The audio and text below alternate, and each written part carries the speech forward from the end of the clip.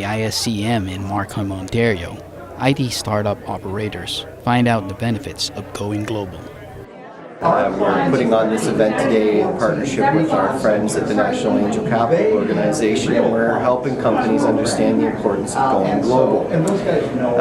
Why it's important to me, why I'm such a believer in this initiative. I'm an entrepreneur myself. I was involved in my first tech company in the mid-90s, and I'm always reminded of a conversation I had. I was delivering a board directors meeting. I was talking about earnings, and one of my directors made a point to me and said, you know, Jeremy, every single sale that this organization makes is bringing a new loonie, a new dollar into this province and into this country, rather than the same old recirculated loonie or that recirculated dollar over and over again.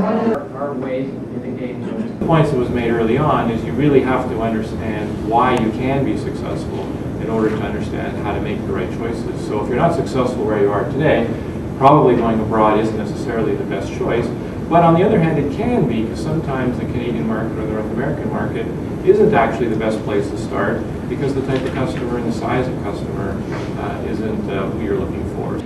Perhaps the most important one is to really pick your markets based on where there's a best fit.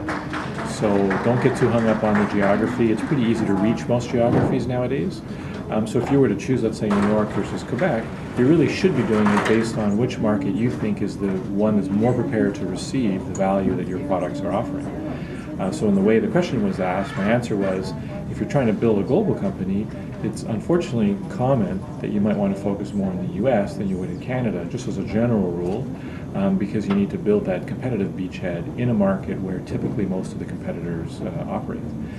If you're building something more regionally in nature, perhaps it's a physical services type of model, you might have to do it through adjacent geographies, in which case if you're in Ontario, going to Quebec would be a good model. New York can also be a pretty hard environment to work in, so you have to be prepared for that as well. So if you pick the two, you might find it's easier to make traction in something like Quebec because you're more familiar and comfortable with it. But again, the first principle is if your product has a better fit into the financial sector, you would go to someplace like New York.